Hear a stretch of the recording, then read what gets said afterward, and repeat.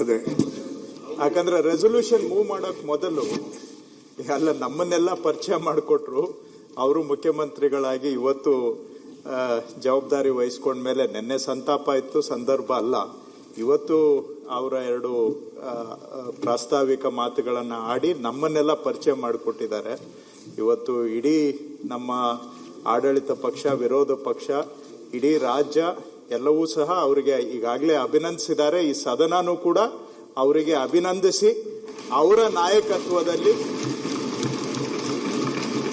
ನಾಯಕತ್ವದಲ್ಲಿ ಅಂತಿಮವಾಗಿ ನಮ್ಮ ಕರ್ನಾಟಕದ ಅಭಿವೃದ್ಧಿ ಆಗಬೇಕು. ನಮ್ಮೆಲ್ಲರ ಉದ್ದೇಶ ಅಷ್ಟೇ. ಕರ್ನಾಟಕ ಇನ್ನಷ್ಟು ಅಭಿವೃದ್ಧಿಯನ್ನ ಅವರ ನಾಯಕತ್ವದಲ್ಲಿ ಕಾಣಲಿ ಅಂತ ನಾನು ಆಶಿಸೋದರ ಜೊತೆಗೆ ನನಗೆ ಸಂಪೂರ್ಣ ವಿಶ್ವಾಸನೂ ಇದೆ. ಮಾನ್ಯ ಸಿದ್ದರಾಮಯ್ಯನವರು 8 ವರ್ಷ ಈ ರಾಜ್ಯದ ಮುಖ್ಯಮಂತ್ರಿಗಳಾಗಿ ಕೆಲಸ ಮಾಡಿ ಒಬ್ಬ ಮುಖ್ಯಮಂತ್ರಿ, ಒಬ್ಬ ನಾಯಕ ಅಂದ್ರೆ ಹೇಗೆ ಇರಬೇಕು ಅನ್ನೋದನ್ನ ಇಡೀ ದೇಶಕ್ಕೆ ಮಾದರಿಯಾಗುವಂತ ರೀತಿಯಲ್ಲಿ ಸಿದ್ದರಾಮಯ್ಯನವರು ನಮಗೆ ನಾಯಕತ್ವವನ್ನ ಕೊಟ್ಟಿದ್ದಾರೆ. ಅವರ ಹೆಸರು ಯಾಕಂದ್ರೆ ಇಷ್ಟು ಕರ್ನಾಟಕದ ಇತಿಹಾಸದಲ್ಲೇ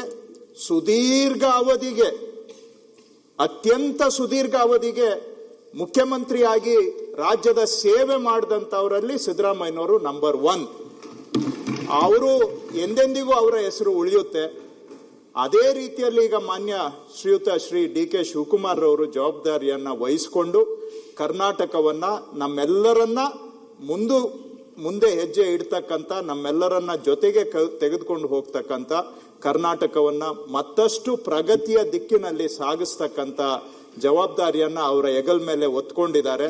ಮತ್ತೊಮ್ಮೆ ನಾನು ಅವರಿಗೆ ಶುಭವನ್ನು ಕೋರ್ತೇನೆ, ಅಭಿನಂದನೆಯನ್ನು ಸಲ್ಲಿಸ್ತೇನೆ. ರಾಜ್ಯಕ್ಕೆ ಅವರಿಂದ ಮತ್ತಷ್ಟು ಒಳ್ಳೇದಾಗ್ಲಿ. ಇಡೀ ಸದನ ಅವರಿಗೆ ಈ ಕೆಲಸದಲ್ಲಿ ನಾವೆಲ್ಲರೂ ಸಹಕಾರ ಕೊಡೋಣ ಅಂತ ಸದನವನ್ನು ಕೋರ್ತೇನೆ. ಅಧ್ಯಕ್ಷರೇ, ಈಗ ಸಭಾಧ್ಯಕ್ಷರ ಚುನಾವಣೆ. ಶ್ರೀ ಗುರುಪಾದಗೌಡ ಸಂಗನಗೌಡ ಪಾಟೀಲ ಅವರನ್ನು ವಿಧಾನಸಭೆಯ ಸಭಾಧ್ಯಕ್ಷರಾಗಿ ಚುನಾಯಿಸಬೇಕೆಂದು ಮಾನ್ಯ ಮುಖ್ಯಮಂತ್ರಿಗಳು ಸೂಚಿಸುವುದು. ಅಧ್ಯಕ್ಷರೇ, ಶ್ರೀ